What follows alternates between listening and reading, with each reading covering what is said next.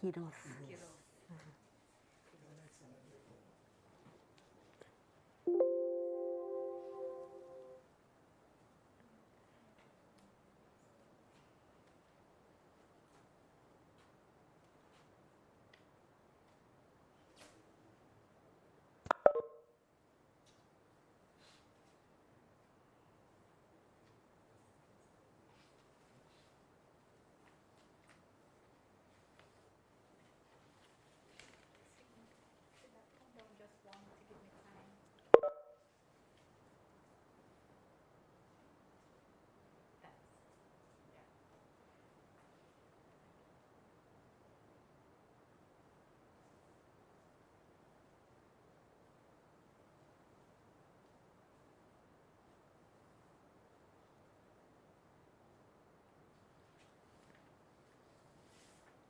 Andre?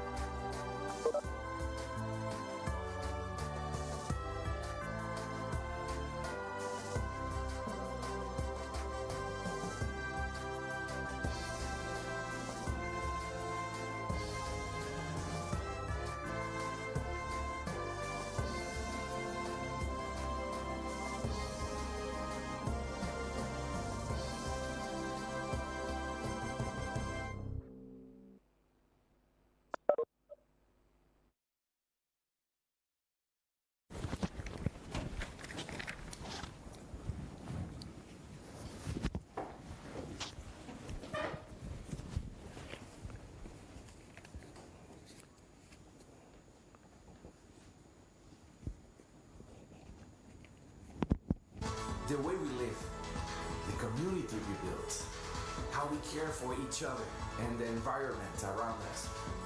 In a world that can often feel out of balance, we have found a peaceful path to what matters most. The result is a country like no other that dares to think differently and shines from day to night. Where visitors come for the natural beauty and unforgettable experiences, that return for the love of the people. Where you are always on a journey of discovery and have never felt more alive. Where we act from our heart and welcome you to do the same. In Costa Rica, life's essentials found here.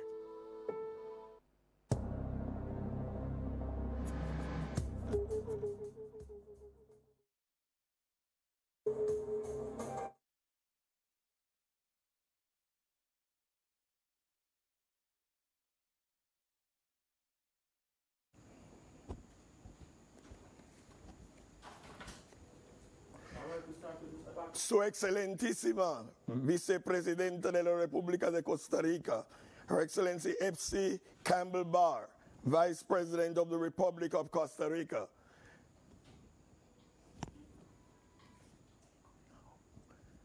Her Excellency Epsy Campbell, Vice President of the Republic of Costa Rica.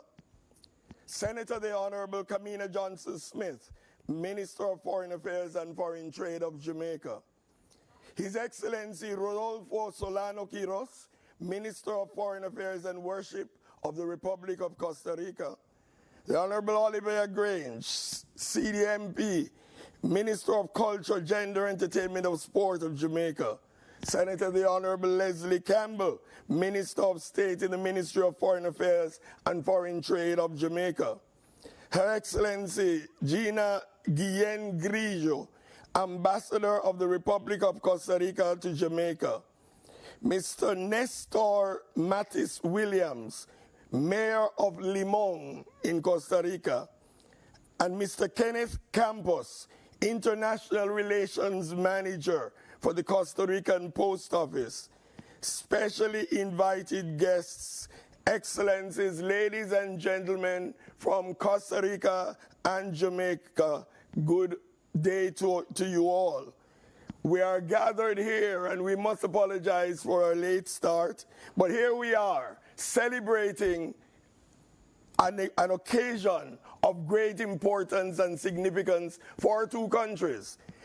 50 years ago on this day, the 21st of July, Jamaica and the Republic of Costa Rica embarked on diplomatic relations. Diplomatic relations recognize the sovereignty of each state and articulates the desire of each state to collaborate with each other.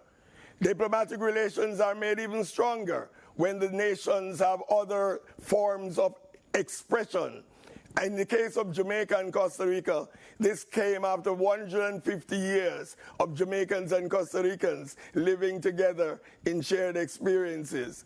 And so today we are happy and we are proud to join two nations in one activity, when Pura Vida meets Irie.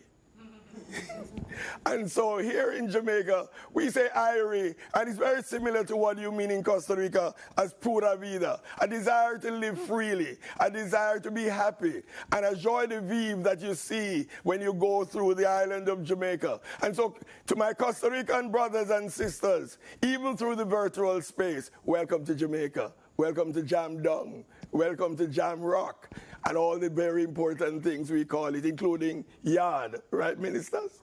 And so here we are in this very, very important activity. And so without further ado, I'm going to call upon His Excellency Mr. Rodolfo Solano Quiros, Minister of Foreign Affairs and Worship from the Republic of Costa Rica. And let me tell you something about Mr. Quiros, because it's very important.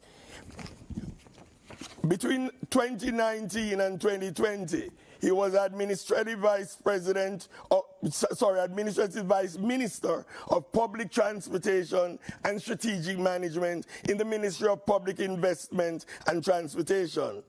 2017, he was Ambassador in Special Mission in Indonesia, where he opened the Embassy of Costa Rica. 2015 to 2019, he was Ambassador of Costa Rica in the Republic of Korea, Brunei, Dar es Salaam, and Malaysia in the Ministry of Foreign Affairs and Worship. 2014 to 2015, he was Minister Advisor in the Ministry of Foreign Affairs and Worship. 2011 to 2013, he was Minister Counselor and Consul General of Costa Rica in the Embassy of Costa Rica in Japan. And he has been Ambassador in Special Mission in India and Singapore, where he opened embassies in both countries. And so without further statements, I welcome to this gathering of officials from Costa Rica and Jamaica, His Excellency Rodolfo Solano Quiros. Welcome, Excellency. Thank you so much for this energetic welcome. This is a very happy and energetic 50th anniversary celebrations. Madam Epsy Campbell, Vice President of the Republic of Costa Rica, Her Excellency Senator the Honorable Camina Johnson-Smith, my dear friend, Her Excellency the Honorable Olivia Grange, City MP, Minister of Culture, Gender, Entertainment and Sport of Jamaica, His Excellency Senator the Honorable Leslie Campbell, Minister of State at the Ministry of Foreign Affairs and Foreign Trade of Jamaica, Mrs. Gina Guillén Grillo, Ambassador of the Republic of Costa Rica to Jamaica, Your Excellencies, Ambassadors credited to the Government of Costa Rica and Jamaica, High authorities from Costa Rica and Jamaica, Mr. Nestor Matis Williams, Mayor of the City of Limon, thank you so much for being our host. Congressman David Gurson, who is joining us by the virtual way, Mrs. Andrea Centeno, CEO of Yapdeva, and Mr. Jeff Edwards, manager of the Casa de la Cultura. Thank you so much for joining us in this great opportunity. And I said it's a great opportunity because even it's a little bit foggy here in Limon, we can see from the coast the line of Lionel Town in Jamaica. That means that 1,000 miles between Limon and Jamaica is not a distance anymore. We are more closely than we are 50 years near each other. A powerful figure that portrays the sensitive poet Alison Hutchinson, in which he talks about his school moments, where his teacher had distractedly forgot a glove in his desk, leaving Africa looking our way. as if we were students in the same school, we, citizens of the America, and I add, we, citizens from the Caribbean, know that there is not corner in all our continent, in all our Caribbean region, that Africa is not looking at as a loving mother who closely follows the fate of her seeds spread out on the new continent during the centuries of the colonization. The Afro-American population is the tangible evidence of a history of human resilience, a history that runs through the veins of Costa Ricans since its inception, with all the cultural and spiritual heritage that this implies, thanking our common ancestors through our highest chairs. Dear Minister, friends, what make Costa Rica and Jamaica same land, same horizon, same hope? We are friendly people, warm climate, and amazing beaches. This is why is in the obligatory diaspora of people from all over the globe who came to compose the Costa Rican characteristic mosaic. The arrival of the Jamaicans meant an injection of a new force who found itself with a society that had already 2 centuries of Afro-descendants. Perhaps for this reason, it will quickly mix, introducing the Caribbean's culture with its traditions that distinguish us today as a multi-ethnic, multicultural society, but above all, for being a happy and grateful society in the broadest definition of its identity. As reminded to us by the Costa Rican historian Axel Alvarado, on December 20, 1871, 150 years ago, the first 300 Jamaicans hired to work on the construction of the railroad that will connect the Central Valley with the Costa Rican Caribbean coast, arrived at the port of Limon. Those first Jamaicans who, by the beginning of the 20th century, were already 18,000, represented the major ethnic group, framing the city of Limon in a very particular geographical space, unique in Costa Rica, where the language spoken by the inhabitants was English. They left their country with a faith, hope, and dream of being able to return to help their families with the fruit of their work. However, circumstances settled them in the Caribbean coast of Limon, not only to work on the construction of the railroad, but also for the planting of bananas. Over the years, they began to root in Limon with their wives and daughters and sons, and continued contributing with hard work on the construction and operation of the main port of Costa Rica and Central America at that time. During the 19th and 20th centuries, Jamaicans brought to Costa Rica a space for exchange and cultural, religious, spiritual, linguistic, musical, and gastronomic great contributions. The Jamaican presence in our country enriched the Costa Rican culture, and one of its biggest contributions is the calypso. By the way, we have in Costa Rica, with great pride, one of the greatest representatives of calypso music in the entire Caribbean, Mr. Walter Ferguson. Costa Rican gastronomy was enriched with rice and beans, with rondon and with breadfruit and ackee. And we have a branch of the Universal Negro Improvement Association, founded by Marcus Garvey in 1922. Garvey's struggles, enjoying the city of Limon, and in what was Pan-Africanism.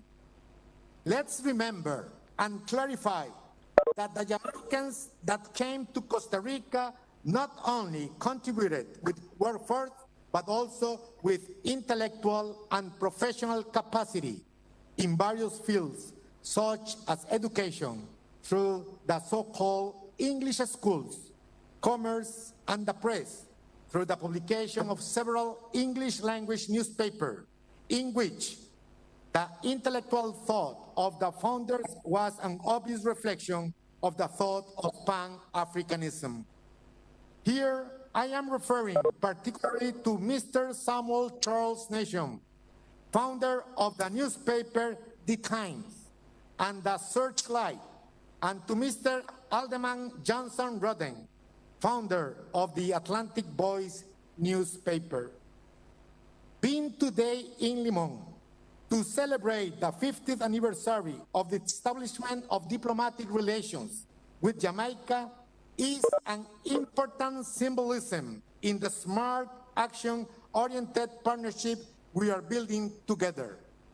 During 2021, and despite the challenges of the pandemic, our countries worked together on a strong bilateral and multilateral agenda, driven with tenacity by our ambassador in Jamaica, Gina Guillen. We partnered in initiatives to promote access to vaccines, as well as the sit-up and face financial initiative, boosted the creation of a working group on commerce, confirmed a scholarship for Jamaican students on Earth University, and identified priority areas of cooperation, such as sustainable tourism and multilingualism.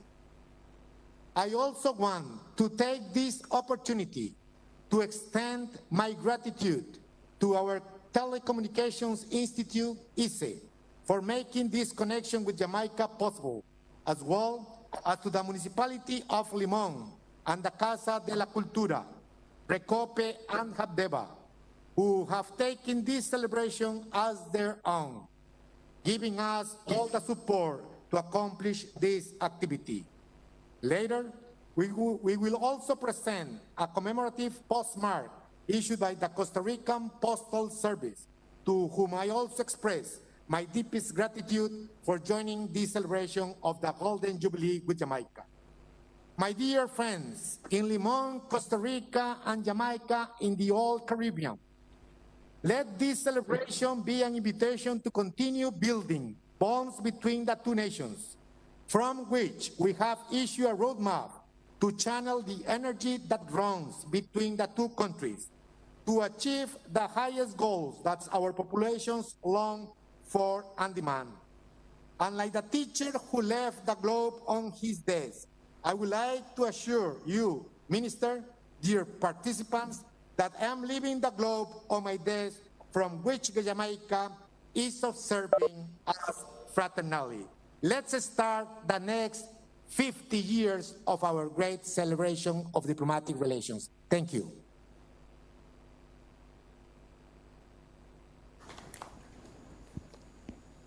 Thank you very much, Excellency Rodolfo Solano Quiros, Minister of Foreign Affairs and Worship of the Republic of Costa Rica. And here we are, enjoying that discourse, that presentation, which we really, really appreciated and spoke to so much of what has been happening between Costa Rica and Jamaica.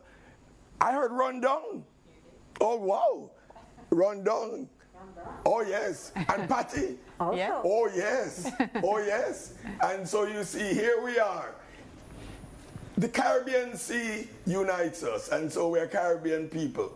And so thank you, Excellency, for your presentation. And I heard you speak about Lionel Town, which is where I live. So there you go. One up. So we continue this morning with our own minister. I call her the indefatigable Minister of Foreign Affairs and Foreign Trade of Jamaica. Senator the Honorable Kamina Johnson-Smith was reappointed as Minister of Foreign Affairs and Foreign Trade on 7th September 2020, following her party's success at the general elections held on 3rd September 2020.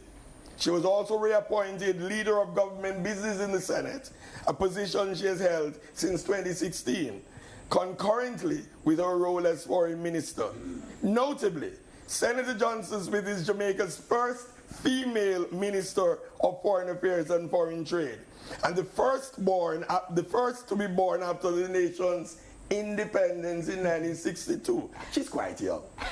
As Foreign Minister, Senator Johnson Smith has represented Jamaica and the region at numerous bilateral, regional, hemispheric, and international fora. In fulfillment of our commitment to increasing Jamaica's influence and visibility, Minister Johnson Smith has, among other initiatives, chaired various high-level meetings and held crucial posts. In her first year in office, she chaired the CARI Forum Group, and in that capacity led the opening of discussions with the UK regarding post-Brexit trade arrangements. In 2018, she served as president of the ACP Council of Ministers, presiding over the process which secured the negotiating mandate of the ACP for a post-Cotonou agreement with the EU. And she's been CARICOM Council of Foreign Ministers, attending G7, G20, I can go on and on. I can add more, G7, G20, 19. But she is recognized and celebrated here in Jamaica as a distinguished Minister of Foreign Affairs and Foreign Trade. Ladies and gentlemen, Senator the Honorable Kamina Johnson Smith, Minister of Foreign Affairs and Foreign Trade, Jamaica. Thank you. Thank you so much. Excelentísima señora Epsy Campbell, Vicepresidenta de la República de Costa Rica. Excelentísimo señor Rodolfo Solano Quiros, Ministro de Relaciones Exteriores y Culto de la República de Costa Rica, and my brother, the Honorable Olivia Grange, Minister of Culture, Gender, Entertainment and Sport of Jamaica. Senator the Honorable Leslie Campbell, Minister of State in the Ministry of Foreign Affairs and Foreign Trade of Jamaica. Excelentísima señora Gina Guillen Grillo, Embajadora de la República de Costa Rica en Jamaica. Señor Néstor Matiz Williams, Alcalde de la Ciudad de Limón. Señor Kenneth Campos, Gerente de Relaciones Internacionales. Jamaicans at home and abroad, particularly in Costa Rica and our community in Limón. Distinguished ladies and gentlemen, friends all, a very good day to everyone, and in particular to you in Limón, una bienvenida muy especial. It is my great pleasure to greet you as we join hands in commemorating 50 years of close friendship between Jamaica and the Republic of Costa Rica. It was a similar Wednesday on July 21st, 1971, that we formally established diplomatic relations between our two countries.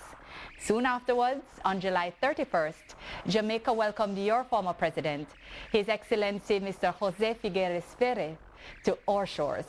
Since then, Jamaica and Costa Rica have forged linkages at all levels. Just recently in May of this year, I was so happy to co-host the inaugural political consultations with my friend and brother, Minister Solano. We identified a number of key areas in which to strengthen our partnership at the bilateral, regional, and multilateral levels.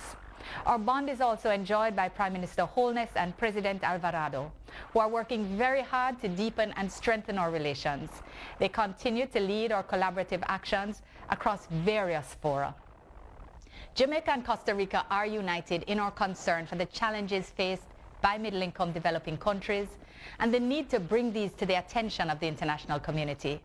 We've brought urgent and much-needed attention to issues concerning climate change, the oceans, and the environment.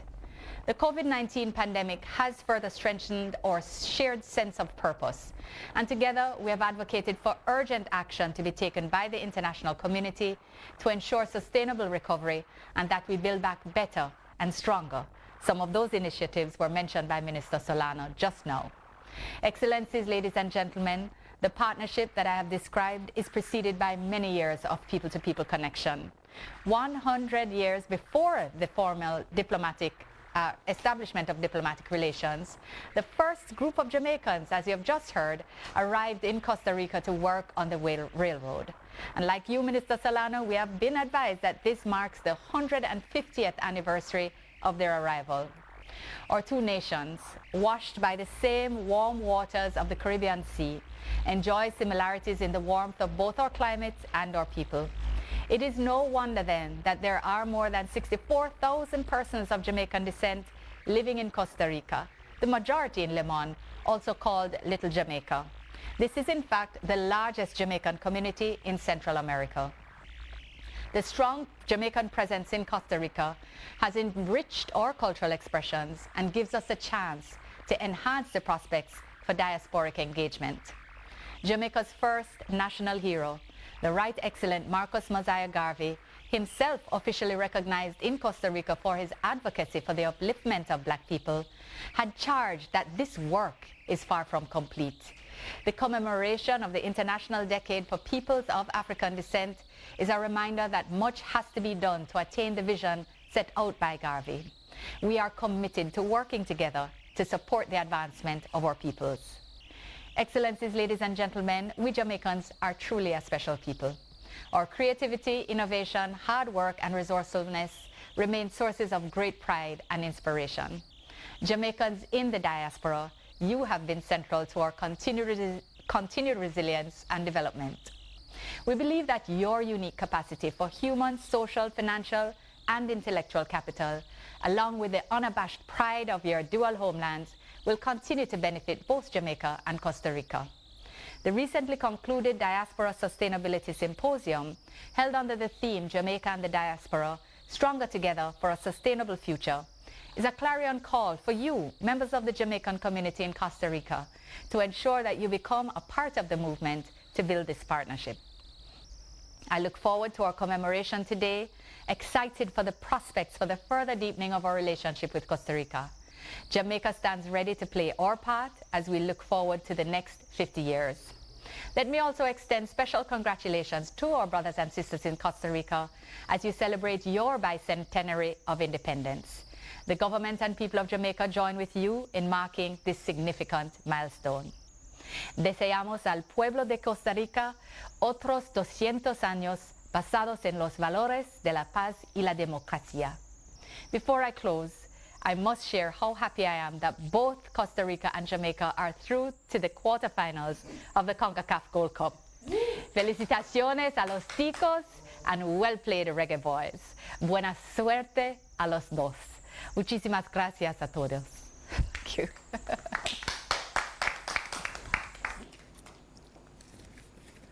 Thank you, thank you, thank you. Senator the Honorable Kamina Johnson-Smith, Minister of Foreign Affairs and Foreign Trade, Jamaica, and doing it very well, sharing with us. And I want the Jamaicans who are listening to see how much has been happening between Jamaica and Costa Rica. It's always good to know what the government is doing, but also what the people are doing. It was Marcus Garvey who said, if we as a people realize the greatness from which we came, we would be always likely to respect ourselves.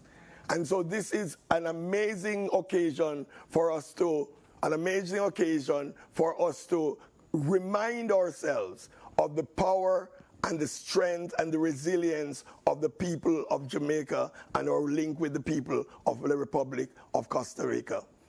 Looking now at the cultural contributions and others of Jamaica in Costa Rica, we're going on to our next speaker, Excelentísima Vicepresidenta de la República de Costa Rica, Epsy Campbell Barr, First Vice President of the Republic of Costa Rica, first Afro-descendant woman in front of this high position in the American continent, Afro-Costa Rican leader, 2 times representative to the Congress of Costa Rica, and the Minister of Foreign Affairs in 2018.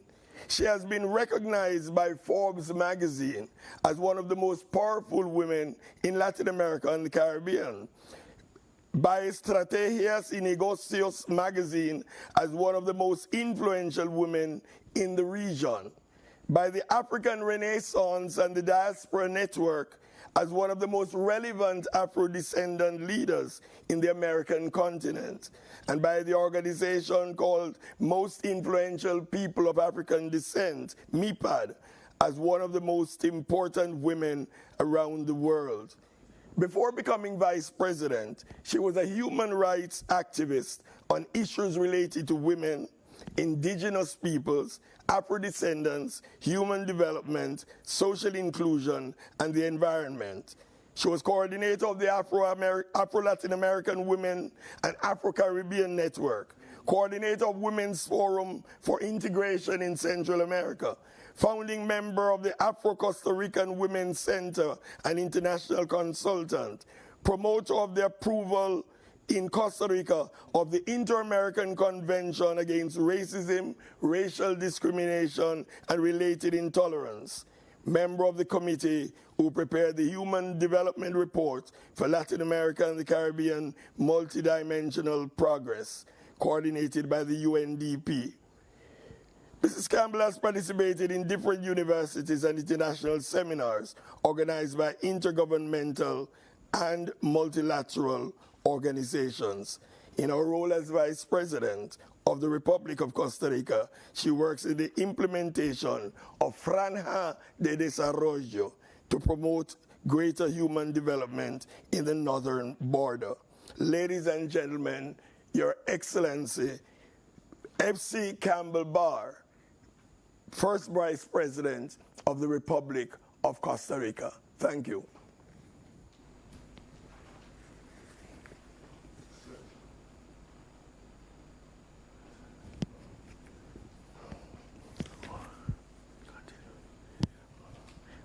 And as you know, the work of women have been substantial in the development of Afro-descendant culture. Women have played a major role in so many areas of recreating, transmitting cultural values across across generations. It is through our women that we have been able to maintain the kind of solidarity and the kind of knowledge. It is the women who have been the guardians of culture, who has transferred knowledge of gastronomy, who have transferred knowledge of cultural practices, who have, like in Jamaica, for example, or Kumina Queen, or in Dinky Mini, in the various areas in which we demonstrate our Africanness. Women have largely been a mighty force. And it's very interesting that today the two ministers representing Jamaica are two of the formidable women in the Jamaican cabinet. And so here they are celebrating women. And our Afro-descendant culture is also vital as we continue to celebrate what we're doing. Let's look at it. Once Jamaicans arrived in Costa Rica, it was going to change, Gina. Much was going to happen because we're going to start dancing Dinky Mini, we're going to start cooking rundown, we're going to start interacting.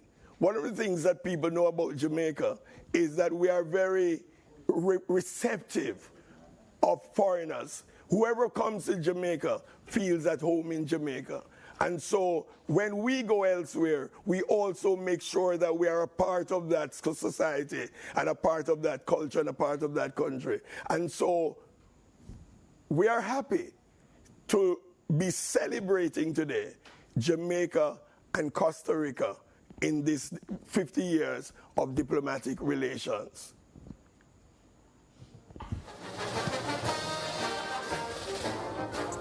And here we are.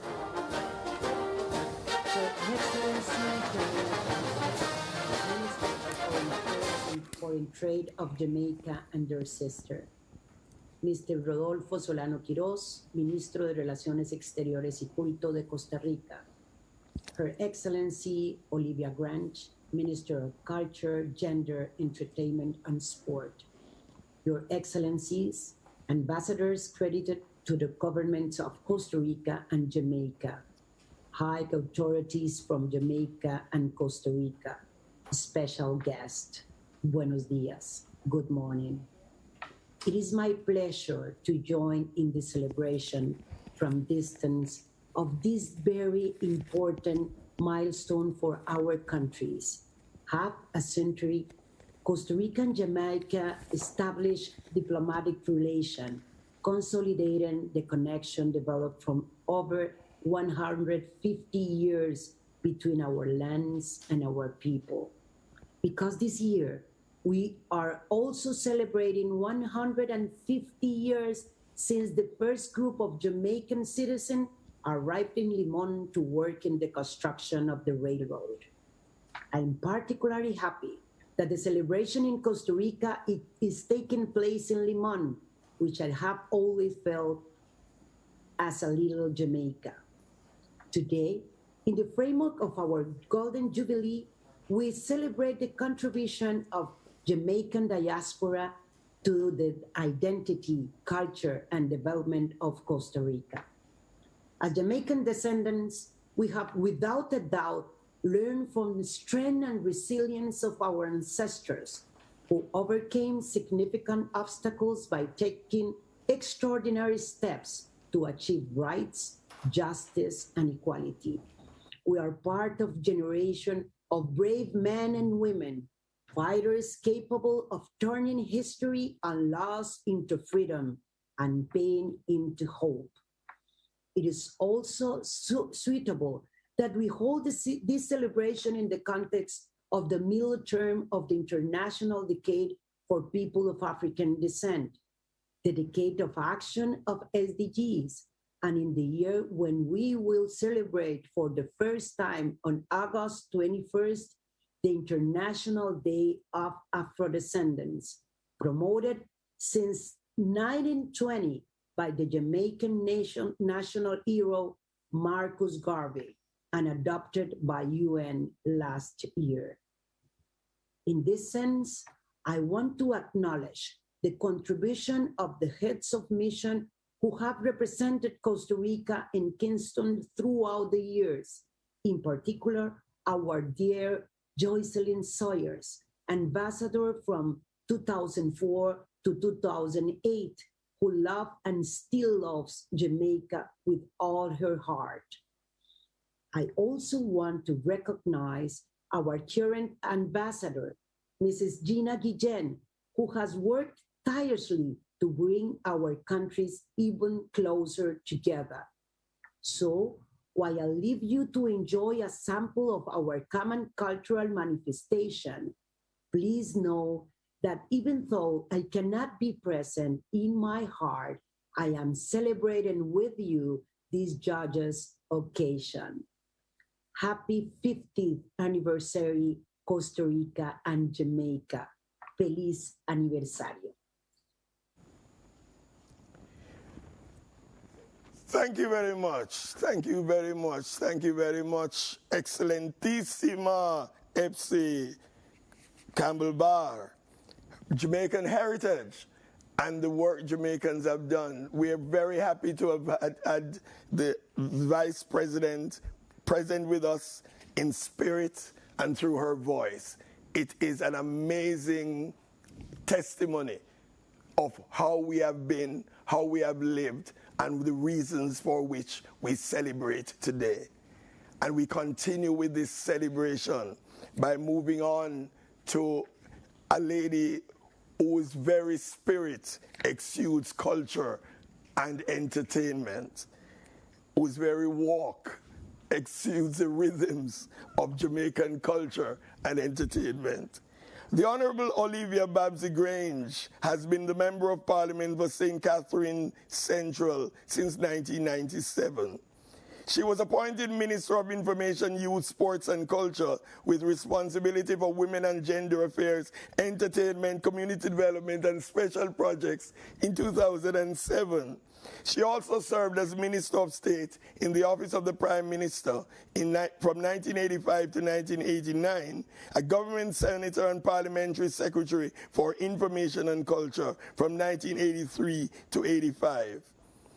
In 2015, Minister Grange was awarded the Order of Distinction in the rank of Commander for her contribution to the Jamaican music industry, cultural development, and public service. In June 2009, she had the distinction of being appointed the Caribbean community's first champion minister for culture, with responsibility for advocating, among other things, capacity building for cultural industries, cultural institutions, and individual artists. Minister Grange has had a long career as a cultural activist, working at the grassroots level in developing and managing talent. She's an artist herself, director, event planner, and an ardent supporter and promoter of Jamaica's cultural and creative industries. She's also a pioneer contributor to the development of reggae and dancehall music industry in Jamaica, Canada, and the United States. Founding JCAP and doing all she can with the copyright industry. Minister Grange was also the creator of Specs Limited and Specshang Music. Ladies and gentlemen, both in Jamaica and in the Republic of Costa Rica, I present you the Minister of Culture, Gender, Entertainment and Sport of Jamaica, Minister Olivia Babsy Grange. Her Excellency Epsy Campbell, Vice President of the Republic of Costa Rica. Senator the Honorable Kamina Johnson-Smith, Colleague Minister of Foreign Affairs and Foreign Trade of Jamaica. His Excellency Rodolfo Solano Quiros, Minister of Foreign Affairs and Worship of the Republic of Costa Rica. Senator the Honorable Leslie Campbell, Minister of State, Minister of Foreign Affairs and Foreign Trade Jamaica. Her Excellency Gina Goyeno Grillo, Ambassador of the Republic of Costa Rica to Jamaica. Mr. Nestor Mattis Williams, Mayor of the City of Limon. Mr. Kenneth Campos, International Relations Manager. Specially invited guests, excellencies, ladies and gentlemen. Let me add my warm welcome to all and welcome home to our Jamaican Costa Rican sisters and brothers. I've been to Limon twice. As we celebrate this wonderful milestone in the virtual realm, let us all feel at home in each other's space. Let us consider this vast expanse of the warm Caribbean Sea and the Pacific Ocean as waters that unite rather than separate us. We are, after all Caribbean people. I'm so very pleased to have the privilege of sharing this moment with my colleague, Minister, and our Costa Rican delegation led by Her Excellency Epsy Campbell, Vice President, in whom we have special pride and admiration. We salute you, not merely because of our bond by lineage, but for your sterling contribution to the promotion of African descendant people within the Costa Rican and Latin American culture and economy, and tremendous leadership in the elevation of women in general, and Afro-descendant women in particular. My colleague Minister and I are joined with you as sisters in the mission of pursuing justice, recognition of our contribution to humanity and development for people of African descent in this, the United Nations declared decade dedicated to these objectives. The quiet of the pandemic has drawn the world's attention to the work to be done to tilt the arc of our present and future towards equity for all, spanning access to vaccines, good health, care in general, education, security, and again, justice. Together our nations work towards this end, and together we will succeed. We salute the government and people of Costa Rica for its tradition of and commitment to peace, the environment, as well as sustained social and economic stability in our region. Ambassador, I look forward to working closely with you to strengthen cooperation, including South-South cooperation, and to continue to build the future our people deserve. Jamaica intensifies efforts to achieve restorative justice in the form of reparations. But together, we will explore other paths to secure sustained prosperity for our people. Today, our two countries come together to celebrate 50 years of diplomatic relations. It has been 50 years of a strong and special relationship, which has seen cooperation reflective of common interest, shared destinies, and fraternal relations. Both of our countries have emerged from years of European colonialization. Though Costa Rica achieved independence long before us, we recognize that in both our countries, the resistance to colonial systems took many lives of positive citizens.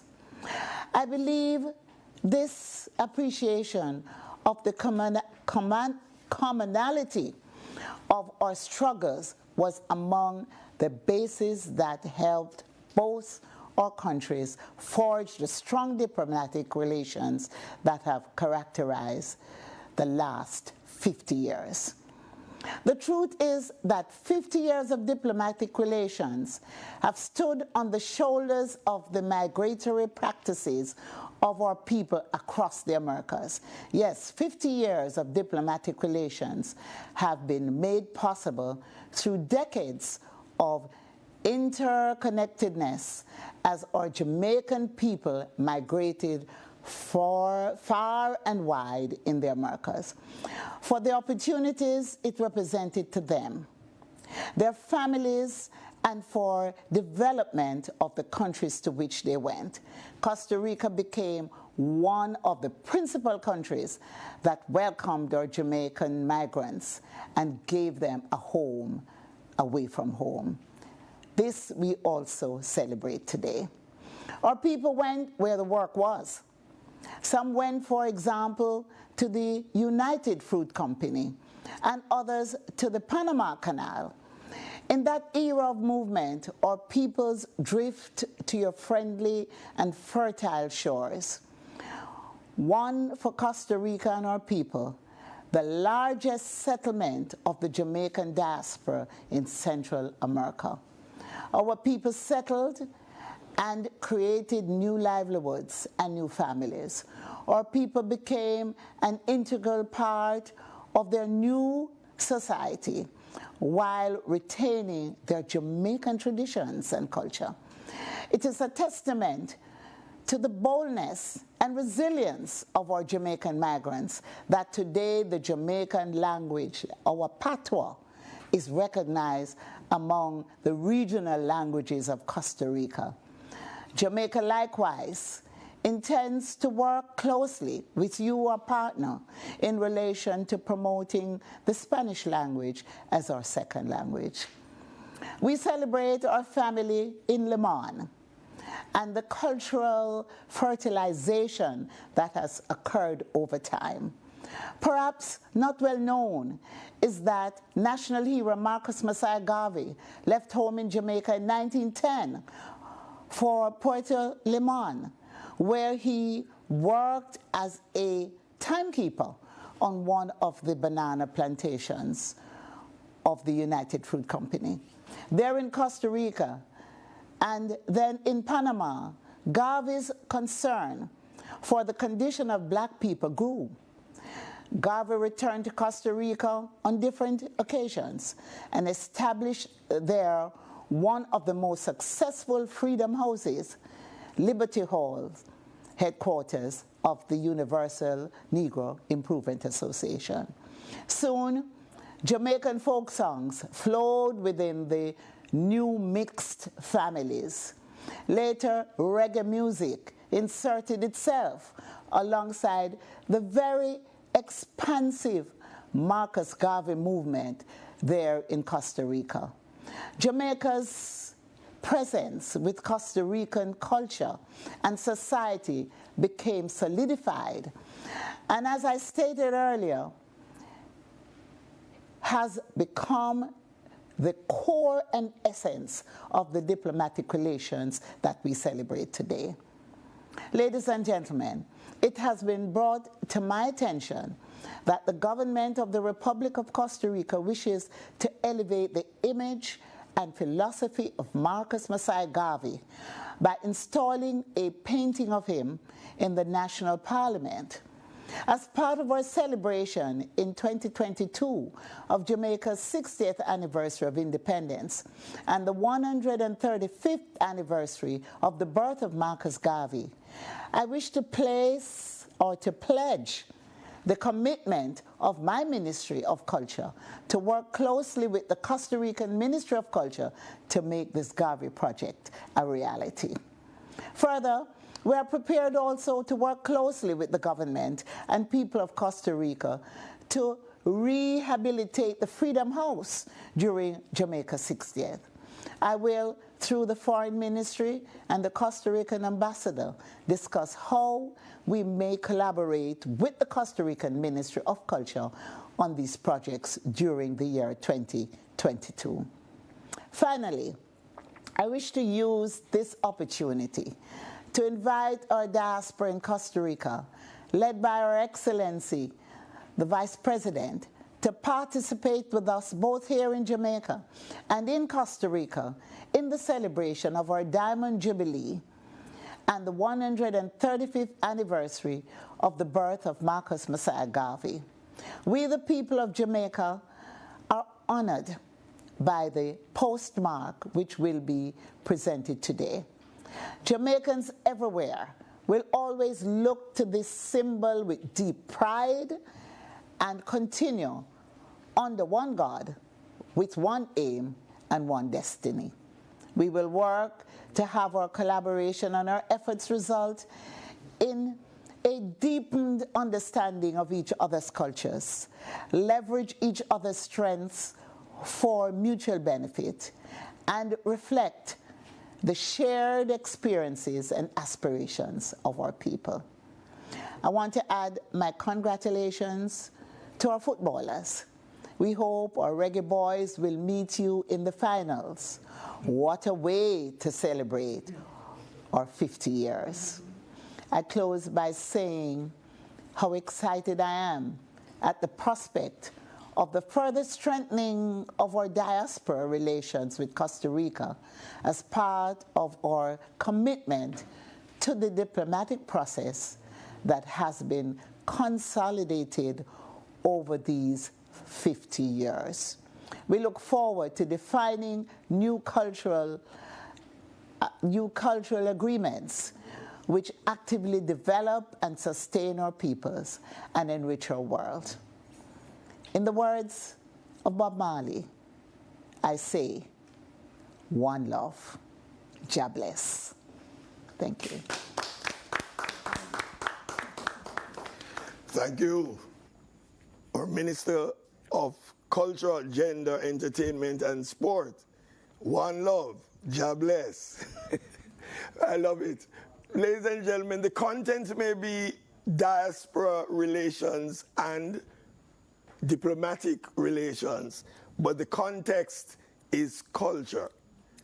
And so as we continue to celebrate here in Jamaica with our friends in Costa Rica, we are happy to engage each other culturally. And so at this point, coming right after Minister Grange, we look at our cultural expressions, at the ways in which we have used culture, not only to exorcise the demons of the past, but to create the content and the context within which we are now moving and advancing in this future. And as a country that is celebrating with the UN the International Decade for People of African Descent, we are determined to ensure that the culture of our people should be placed center to all that we do.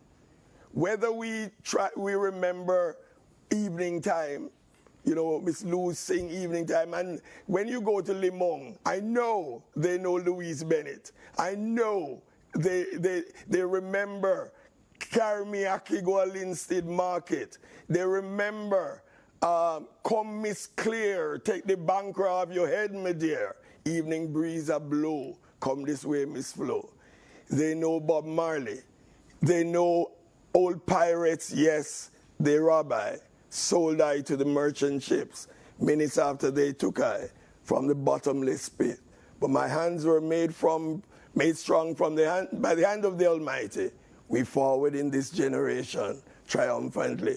You know, the culture of resilience of our people. I believe one of the ways in which this culture has been expressed is in the poetry of Claude McKay. Claude McKay has a poem that Winston Churchill used to use when he sent the British forces to battle. Many people thought it was his words, but it was actually the words of Claude McKay. And it tells you the resilience of our people. If we must die, let it not be like hogs, hunted and penned in an inglorious spot, while round about us bark the mad and hungry dogs, making their mock at our accursed lot. If we must die, oh, let us nobly die, so that our precious blood may not be shed in vain, so that even the monsters we defy may be constrained to honor us, though dead. O kinsmen, what lies before us is an open grave, but like men, we'll face the murderous cowardly pack, pressed to the wall, dying, but fighting back. And so here we are. We're joined now by the group Sinem from Costa Rica, from Limon, Calypso group that is part of the National Musical Education System under the Ministry of Culture of Costa Rica. They'll be performing a song written by Don Shanti, a Costa Rican Calypsonian, and the song is appropriately entitled Marcus Garvey. Performing live from the city of Limon, we welcome the Sinem group. Let's have them.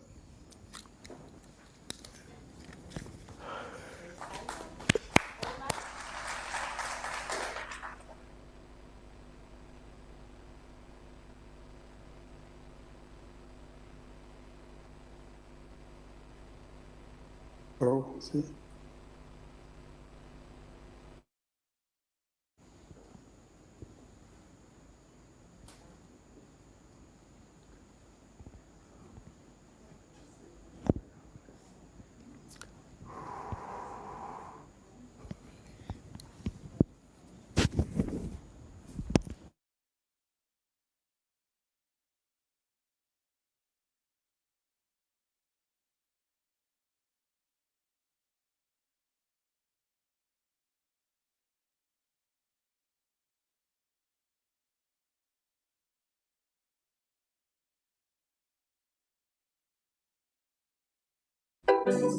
Marcus Garvey was a hero from Jamaica. He was all over the world. He wanted to be Marcus Garvey was a hero from Jamaica. He was all over the world. He wanted to be He was born 17th of August. So much free. Don't say one day it's got out. Marcus Garvey was a hero from Jamaica. He was all over the world.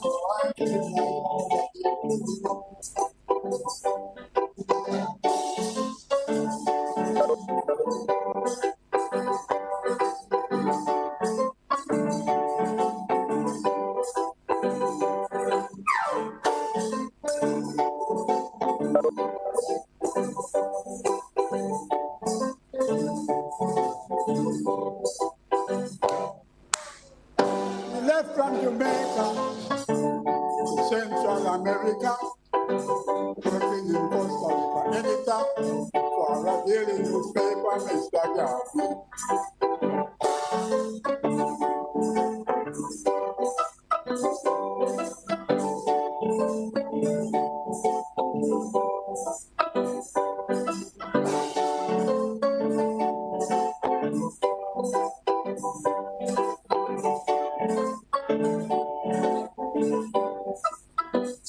Marcus Garvey was a hero from Jamaica. He over the world, he wanted to unite us. He left from Jamaica to Central America, working in Costa Rica, editor for a daily newspaper. Marco Garvey, he was a hero from Jamaica. He was all over the world, he wanted to unite us. Work in the Caribbean, in a banana plantation. 1911, he went to run Panama, Mr. Campbell.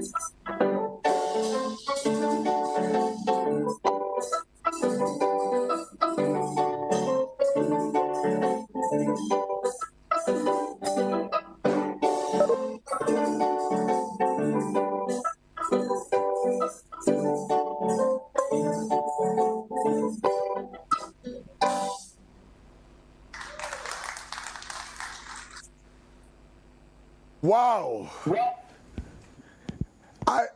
Sinem group, I wish I could talk to them. That gentleman was singing Wagwan. I know he understands that. Wagwan, all I want to do, say howdy to the other one them for me, please. Make sure. And I hope to see you in Jamaica one of these days with that band playing at our own celebration next year for Jamaica 60. We got to work on something. Wonderful. Sinem group. Congratulations. So here we are. You know, we cannot have these kinds of things without our cultural input because everything is founded and strengthened and anchored in culture. There is no sustainable development without culture. And so we continue. Thank you very much, Sinem Limong Musical Group, doing their thing. We really appreciate it. And so we move on now to some historical perspectives. And as always, we look to the university for this kind of input.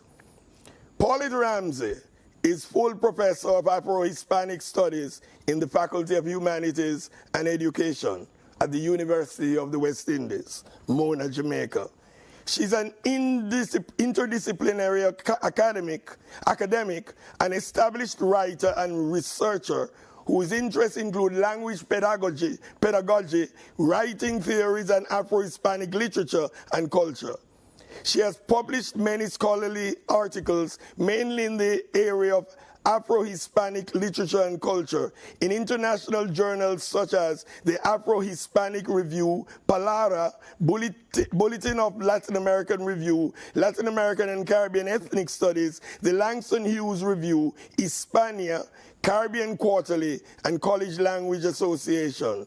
Her research draws on broad post-colonial, postmodernist theories, gender studies, feminist studies, and cultural studies, especially as they relate to issues of identity, ethnicity, and nationhood. She's regarded as one of the leading researchers in the area of Afro-Mexican literary and cultural production.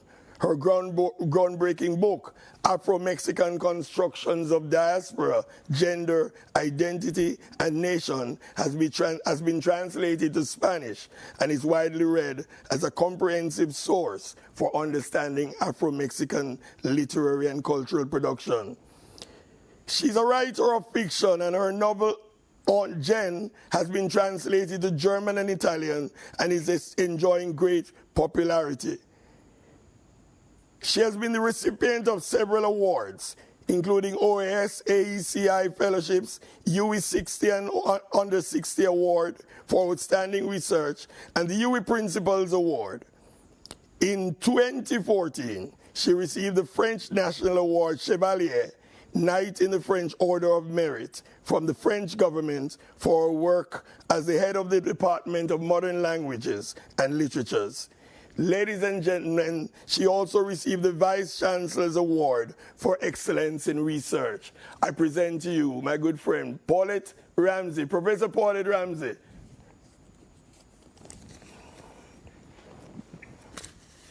Yes, muy buenas tardes. Muy buenas tardes. Gracias.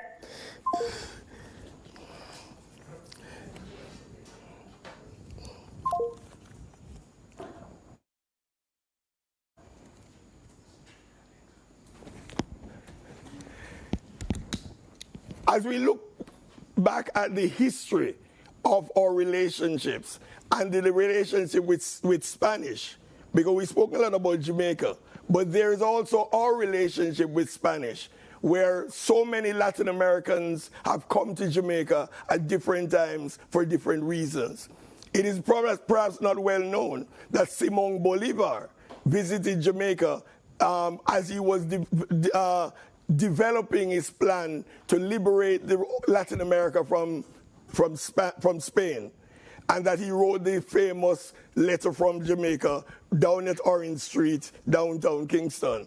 And so there's a statue of Simón Bolívar right here in Jamaica down by the National Heroes Circle.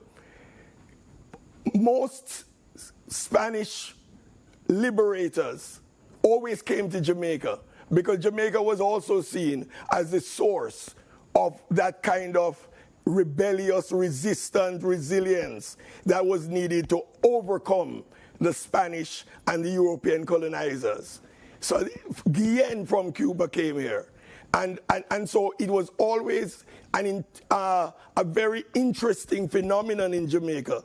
For example, we have what we call informal commercial importers, mostly women, and they would go into various places, Panama, etc., to buy and sell.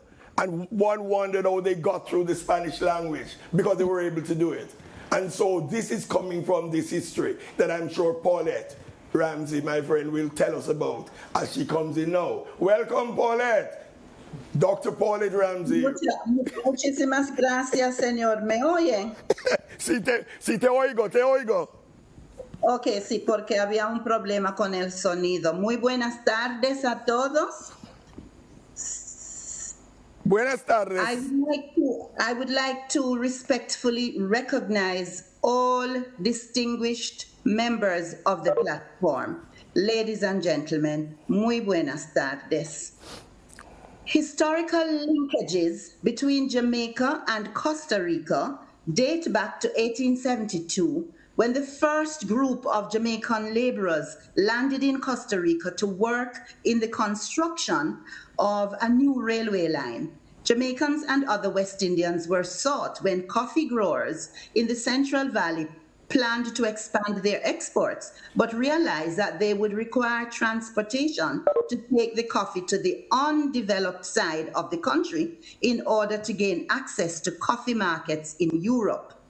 The greatest challenge to this anticipated progress was the absence of a suitable labor force. Several groups of workers, including Costa Ricans, Italians, Chinese, and workers from other areas of the Caribbean basin, were recruited but proved to be unable to endure the very hostile and rough terrain through which a railway line would need to be constructed.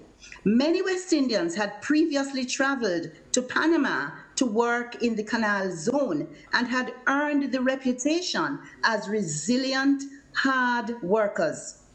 They readily accepted the opportunity to work in Costa Rica due to the economic challenges that were being experienced at the time in their respective islands.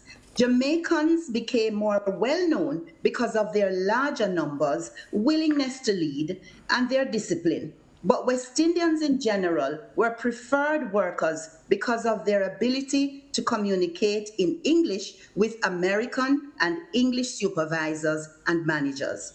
Initially, Jamaicans and other West Indians planned to earn money to return home and improve their standard of living. However, Keith Minor and other leaders of this project decided to embark on another project to offset the financial challenges associated with the railroad. The now infamous United Fruit Company grew out of this quest, which resulted in the mass planting of bananas for export to the United States and Europe. This increased the demand for more laborers who were easily recruited with the promise of good wages and return passages at the end of their contracts. Among the many Jamaicans who gained employment in this way was one of our most famous, our national hero, Marcus Mosiah Garvey, who established a UNIA branch in Limon, which continued to be in operation for many years after he left the country. Jamaicans and smaller groups of West Indians settled in the province of Limon, which they changed physically, linguistically, culturally, and in the culinary area. Promises to provide return trips were never fulfilled by the company that contracted them. Many Jamaicans died with the words on their lips, "I want to go home to Jamaica." They established a community that was marked by their British West Indian and African cultural heritages.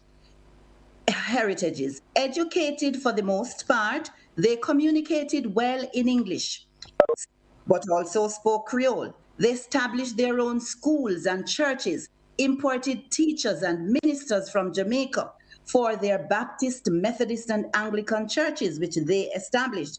Even textbooks were imported from Jamaica, as they were determined to educate their children in the British way. They changed the landscape by taking lime trees, ackee trees, breadfruit trees, and expanded the flora of Limon, as some of them managed to travel to Jamaica and return to Costa Rica. The integration of Jamaicans into Costa Rican society was not without serious challenges, but they were eventually allowed citizenship in 1948. My introduction to these and other historical linkages between Jamaica and Costa Rica occurred because of my interest in the literary and cultural production of Black diasporic societies in the Hispanic world. My first visit to Costa Rica was undertaken as part of my doctoral work on the migration of Jamaicans to Panama and Costa Rica, and the need to witness firsthand the imprints that had been made on an entire province by a determined ethnocentric Jamaican diasporic community. My interest had been piqued by the fictionalized representation of Costa Rica's most outstanding Black writer, Quince Duncan. My visits, interactions with many Jamaican descendants confirmed the important role played by the preservation of many cultural practices, so graphically portrayed in Quince Duncan's literature. Several generations of Jamaicans in Costa Rica testified to the power of cultural marronage and of how cultures can cross oceans and survive even when altered. Duncan's literature shows how Caribbean Afro-folk forms such as obia, pocomia, he says pocomania, and Anansi folk tales are preserved to assert a unique identity. Although there is another group of colonial Blacks in Costa Rica, there are no records of literary works from this community. All Black writing in Costa Rica has been created by Black writers of West Indian, mainly Jamaican descent. Quince Duncan, the most celebrated of them, is an author, human rights activist, educator, and one of the most important connections between Jamaica and Costa Rica. He's a third-generation descendant of Jamaicans, and so he is ours as he is Costa Rican. His writings have immortalized so much of the rich cultural heritage of Jamaicans in Costa Rica, even as younger generations are moving away from Limon, and many are less familiar today with some aspects of their heritage. Duncan's writings are important readings for us to understand the pride that many in his generation still hold in the legacy and trajectory of dignified Jamaican ancestors who struggled to navigate life in the dominant Hispanic society. Other Black writers who have emerged from this community and are proud of their connections to Jamaica include Alderman Johnson and Dolores Montaut, who were before Duncan, and Eulalia Bernard, Shirley Campbell, sister of the Vice President of Costa Rica, and Delia MacDonald. They all concur that history, the history of Blacks in Costa Rica and the world all over, needs to be told. As Shirley Campbell wrote, I want to tell our history by saying how difficult it was for us to open the skin and understand the color of night in our souls, the color of earth, the good black earth, which produces the best flowers and the best crops. It cost us to finally tell the truth, tell our history in our own words, for now we know it. Today, the UWI's leadership program, which was initiated in 1995 as a training program for UWI student leaders and student leaders at La Universidad Nacional de Costa Rica, is one way in which young people are being taught about this important historical connection between us. Every year, a group of UWI students travels to Costa Rica, and this important aspect of our history is often included in their activities. Costa Rican groups often comprise students from outside of Limon, for whom it is an opportunity to discover this history when they come to us at the UWI. There are students from Limon who get the opportunity to see the places they have heard so much about. It's a great learning experience for all as they immerse in each other's cultures. Today, as the Ministry of Foreign Affairs recognizes 50 years of Jamaica-Costa Rica diplomatic relations, against the backdrop of Costa Rica accidentally beating us in the match last night, our historical links go too far back for us to get upset with them. Many of those players on the field were 6th and 7th generation Jamaicans. Many of their surnames are English names that have been spelled according to Spanish sounds. We are linked not just by CONCACAF, but by our shared history and by the tremendous legacy which Jamaicans left behind in that province on the Atlantic coast. When they ask you there, Wapan man, you know they are one of us. Muchísimas gracias a ustedes y saludos a todos mis amigos en Costa Rica. Gracias.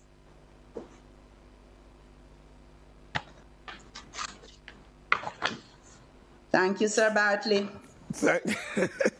Thank you very much, Professor Paulette Ramsey, my friend. And thanks for the reminder. It seems, ministers, that when we played Costa Rica last night, anybody win is everybody win. Same team. Wonderful, wonderful. And so we continue as we move down towards the closure of this event. We have a few other important elements of what we do. And now we move to the post office. The post office plays a very important role. I mean, not many people get letters anymore. Some of us grew up, not you, Minister Kamina, some of us grew up in the days of telegram, when the only thing we know when something serious has happened was to see this man arrive at our house with a telegram. Some people know other things, like email. But that's it. So here we go to the post office, the Costa Rican post office, and I'm going to invite Mr. Kenneth Campos, International Relations Manager of the Costa Rican Post Office, to do this important part of our day's activity. Mr. Campos. Good day to everyone present, physical or virtually. A special greeting to the first Vice President of the Republic of Costa Rica, Epsy Campbell Bar, Mr. Rodolfo Solano Quiroz, Minister of Foreign Affairs and Worship of the Republic of Costa Rica, Her Excellency, Senator the Honorable Kamina Johnson-Smith, Minister of Foreign Affairs and Foreign Trade of Jamaica, Her Excellency, the Honorable Olivia Grange, CP, MP, Minister of Culture, Gender, Entertainment and Sport of Jamaica, His Excellency, Senator the Honorable Leslie Campbell, Minister of State, Ministry of Foreign Affairs and Foreign Trade of Jamaica, Mrs. Gina Guillen-Grillo, Ambassador of the Republic of Costa Rica to Jamaica, Your Excellencies, Ambassadors credited to the governments of Costa Rica and Jamaica, high authorities from Costa Rica and Jamaica, Mr. Nestor Matiz Williams, Mayor of the City of Limón, Representatives David Guzon Cerdas, people from Habdeba and Casa de la Cultura, thank you very much for being here, special guests, ladies and gentlemen, good morning, buenas tardes. At the beginning of the 20th century, a world reorganization happened that resulted in new ways of thinking and a whole new system of beliefs that conceived that human beings are truly free beings. Social groups gathered to demand a better and more inclusive world. Meanwhile, the Afro-descendant community played a leading role, represented by leaders such as Marcus Garvey, who promoted the empowerment of its people. Although groups of power opposed his ideals and goals, he never gave up his struggles. In advance of the Universal Declaration of Human Rights, Garvey issued the Declaration of the Rights of the Negro Peoples of the World in 1920. And as such, we can quote a series of affirmative and reivindicative actions for the rights of the Afro-descendant community, of the time, of today, and of the future. Just as Garvey defended the ideals of union and liberty as a path for development, also, by fighting against prejudice and stereotypes nowadays, the world proactively seeks to overcome these obstacles and to defeat all barriers.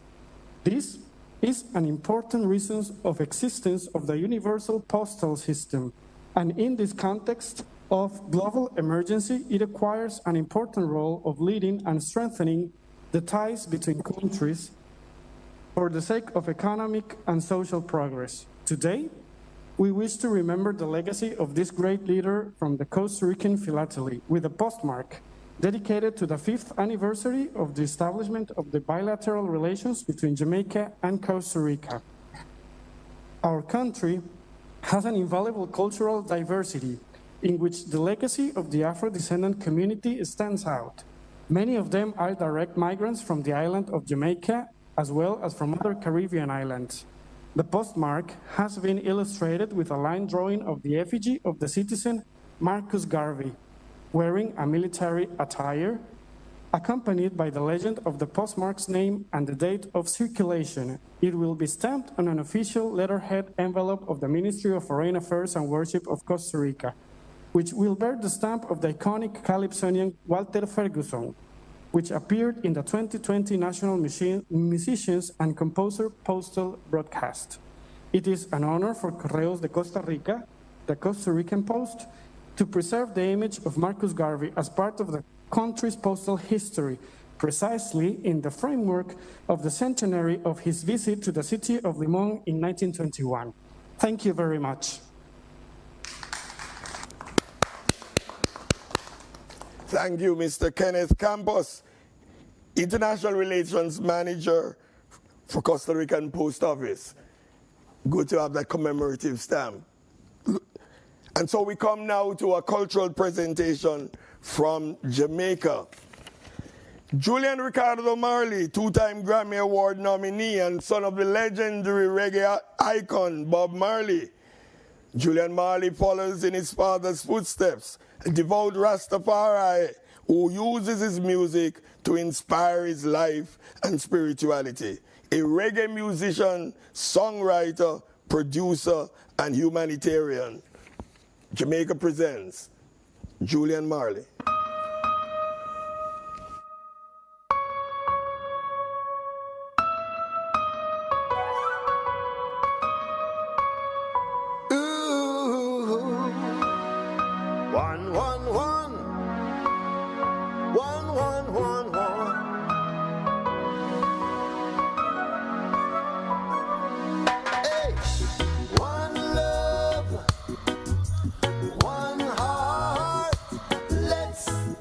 Together.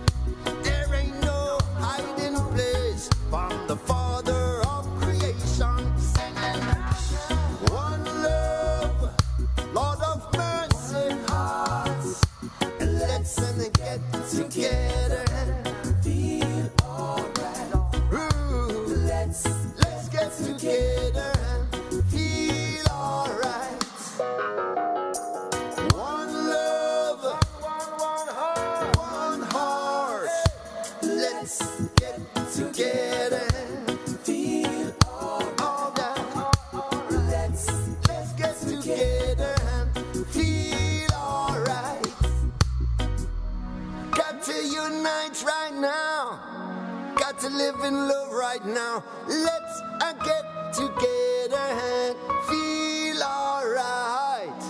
Unite, yeah. East, west, north, and south. No matter where you are, gotta get together now.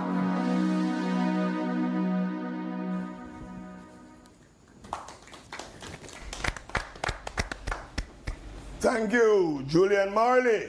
And our Costa Rican friends from the post office, I'm the one to want us to view the postmark that they've just installed, inaugurated. Here we go.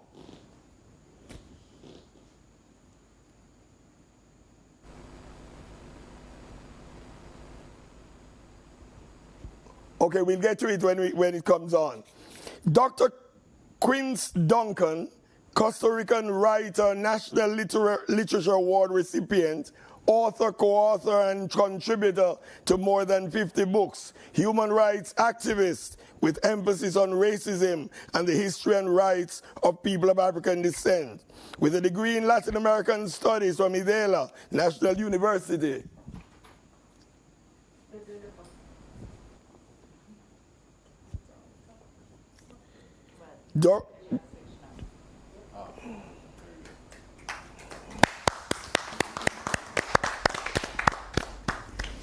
Gracias, gracias. Thank you. Thank you. Dr. Quince Duncan, as Doctor of Humanistic Letters at the University of St. Olaf, Minnesota, United States. Doctor honoris causa, University of Costa Rica. Professor Emeritus of the National University of Costa Rica. He has been a professor of the National University, director of the Institute of Latin American Studies, member of the University Council, full professor or guest in universities in and out of Costa Rica, has been part of international bodies fighting for human rights, such as the World Council of Churches program to combat racism, African Diasporan Project of Michigan State University, International Scientific Community of the UNESCO Slave Route Project. He has also served as Commissioner for Afro-Descendant Affairs during the administration of President Luis Guillermo Solis Rivera, 2014 to 2018. Ladies and gentlemen, I present to you Dr. Quince Duncan, formidable Costa Rican author. Very much, Vice President Campbell, Honorable Ambassador Gina Guillen, ambassadors, ministers, Minister Johnson Smith, ministers and other government officials, legislators of Costa Rica and Jamaica, my dear professor and friend Paulette Ramsey, distinguished participants. Let's take a look back in time, but let's take a look back with a couple of stories, because you see, I am a writer of short stories.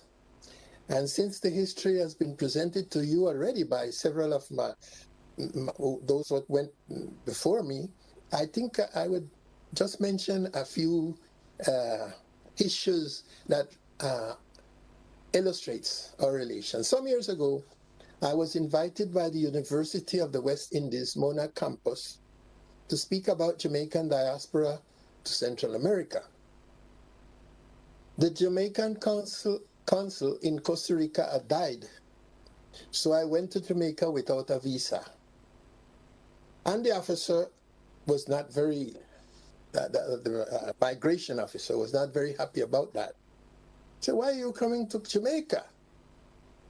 Well, I tried to explain that I was coming to speak about Jamaicans abroad, and that I was invited by the university. I presented to him my official invitation, and after a while, he said, you know what?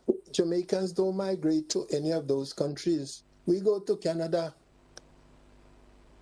But okay, so after arguing for a while, I said in a very affirmative tone, sir, where you think me get my name from?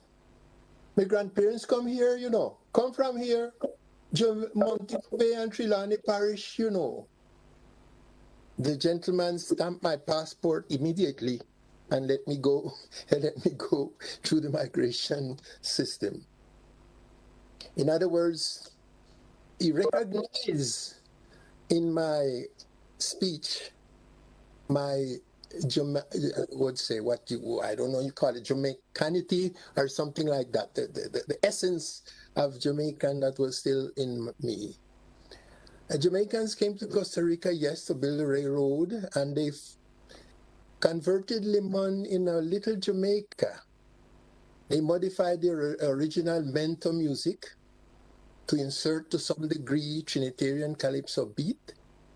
They kept and told their nice stories, danced their quadrilles, organized their churches and lodges, and their mutually social security, such as the burial scheme.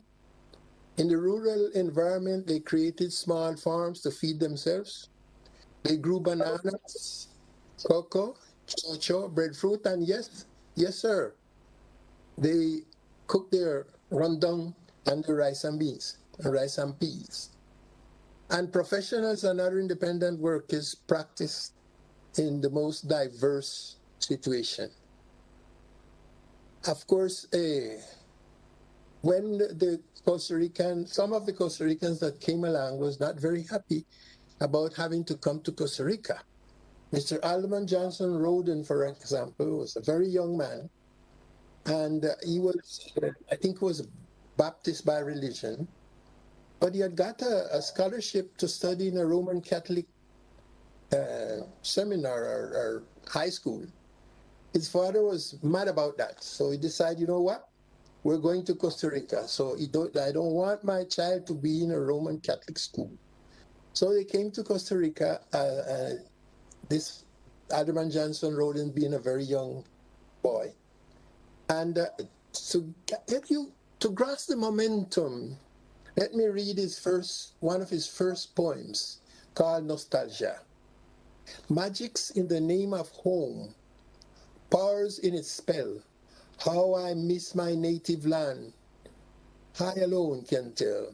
See the love blue mountain, every rill, each fountain. See the John to it, hear them chirp, do it, do it. Daily I'm pining, evermore I'm sad. Oh, I'm returning to the land of God. So Jamaica is the land of God, and is planning, we want to go back to Jamaica.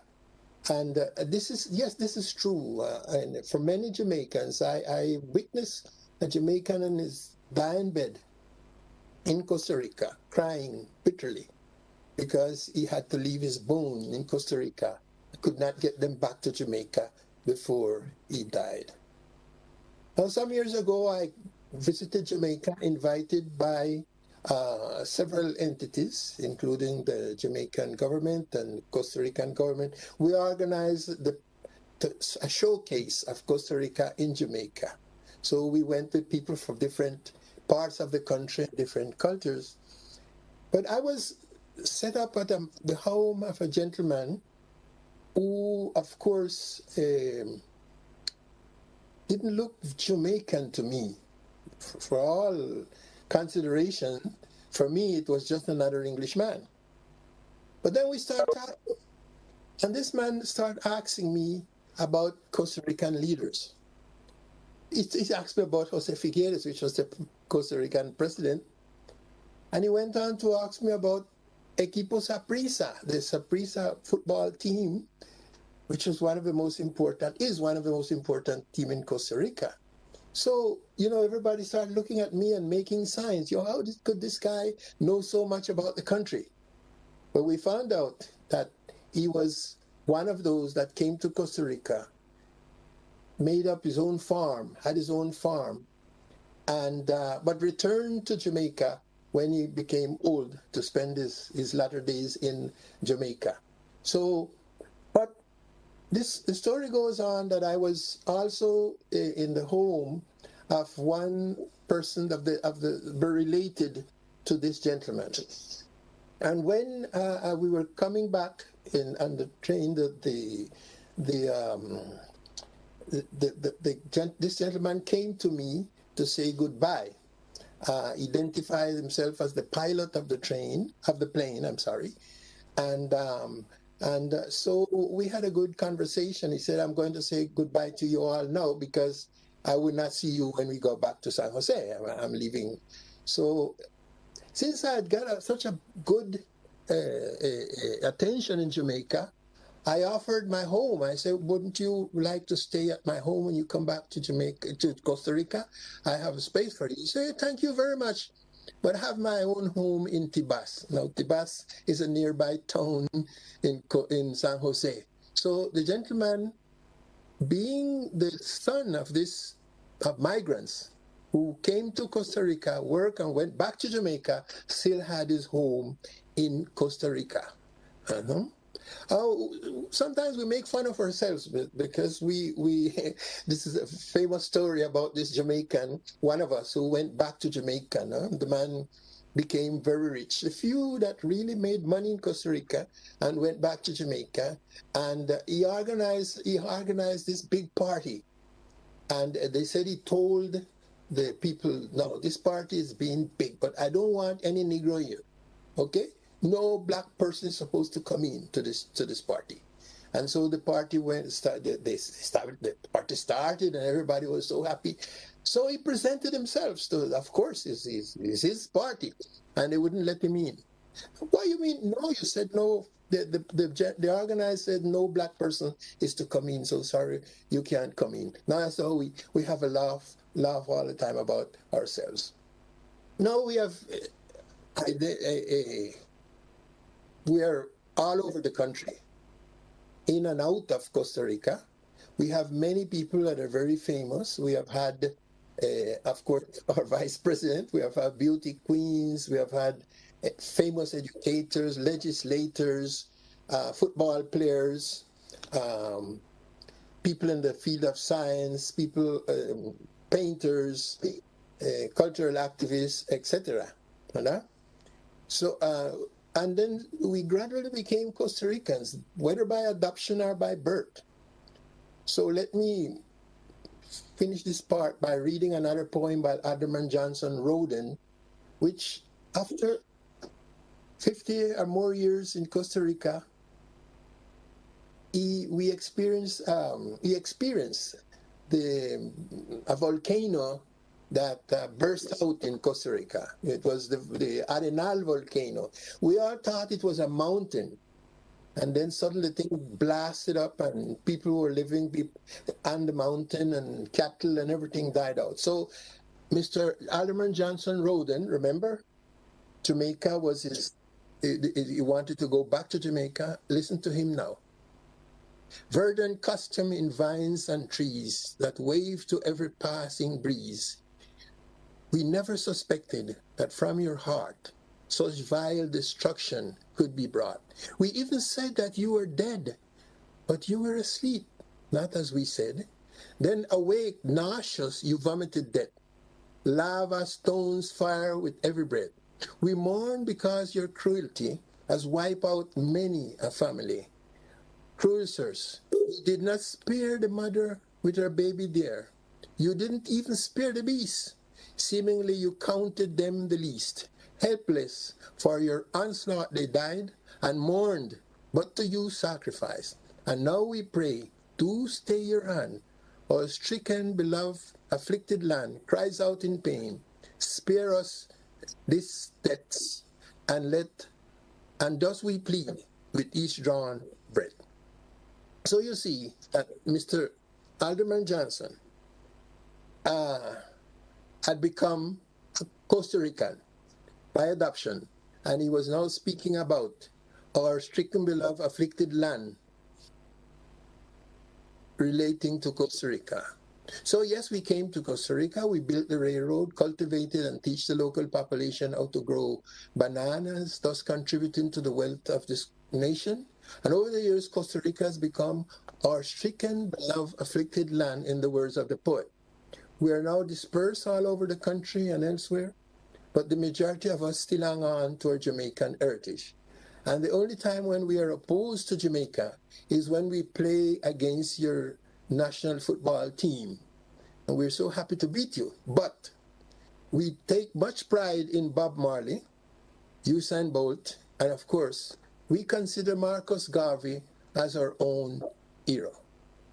Thank you for your invitation, and those are my comments. Thank you very much, Dr. Quince Duncan, author. Just to let him know that we are very hospitable and kind people, which is why we allowed them to beat us. It was a recognition of this event. So we said, let Costa Rica have their day, and we will have our tomorrow. So, okay, Professor Duncan, we'll catch up, we will see. And so, ladies and gentlemen, we come now to the end of this very important event. 50 years of diplomatic relations between Jamaica and the Republic of Costa Rica. A very, very important milestone, and we look forward to the next 50 years. And 50 years upon the 150 years of our relationships within movements and culture. And so we are happy. And so I just want to thank the Ministry of Culture, the Ministry of Foreign Affairs and Worship of Costa Rica, and the Ministry of Foreign Affairs and Foreign Trade of Jamaica for this event. We also like to recognize the Ministry of Culture, Gender, Entertainment and Sport for their support of this event. For the persons who have worked so much on the event, we'd like to recognize the Costa Rican Telecommunications Institute and the Cultural Center in Limón. We recognize also our own PBCJ, Public Broadcasting Corporation of Jamaica, who has been the host of this event. And we thank them. We thank you all for bringing us together in this period, even during this COVID. Those who have been with us in virtual spaces and those who have been with us physically, we acknowledge your presence. We've shared a wonderful occasion. And I simply leave you with one word of Marcus Garvey: be as proud of your race today as our fathers were in the days of yore. We have a beautiful history, and we shall create another in the future that will astonish the world. Anybody who looks at Bob Marley, Usain Bolt, etc., we have astonished the world. Let us continue the process. Long live, God bless, walk good, and may good Duppy walk with you. Hasta luego. You can't outrun the simple truth. There is just something about Jamaica. Yes, it is the land itself, rising up out of the Caribbean Sea like a colorful, warm promise. A place where discipline and training meets the winning spirit of a people who not only know how to make champions from humble beginnings, but also how to win, and win graciously for everyone. But it is also the Jamaican people who have raced through time and history, producing a larger-than-life culture that lifts everyone higher, then cools you down with the life-giving heartbeat reggae music. Jamaican music grabs you by the beat of your pants, moves your feet, stirs your heart, and satisfies your soul. And here in the land where 96 degrees in the shade is a joyous song, our artists craft one love from wood and metal and even the screen, as if fashioning next level concepts, designs and style from every rocks, the sea, the sand. And yet sometimes antique pieces rise up from ages past to excite and to wow you. Our fashion designers bring the natural mystic to clothe bodies and feet, while our world-class supermodels strut where angels fear to tread. It is not paradise, but there's a heavenly taste to the food, and that spirit in the rum makes it almost paradise. The aromas, the spices, the tastes bring that warm feeling to your body and that feeling to your face. Heavenly. Here in Jamaica, the spirit of imagination whispers in the hungry ears of our literary artists, Lyrical genius resounds in dub poetry and spoken word, but sometimes is as quiet as pen on paper. Either way, the voices of generations are just keyboard and mouse clicks away. Our performing artists, like soul athletes, soar with sound, rhythm, and color to bring dance, music, and drama alive in places that you never even knew had a pulse. The steadiness of the Jamaican cultural and creative industry is remarkable, from the historical theaters and dramatic forms to the dance halls where we link up for feats of magical movement. The creative energy here is vibrant and alive, just like the culture. Here, the race is not only for the swift, but also for the culture that endures, in an industry that is growing brighter day by day. This way of living is how we are meant to be, champions of love, life, and liberty. Jamaica boasts a diversity in culture, true to our motto, out of many, one people.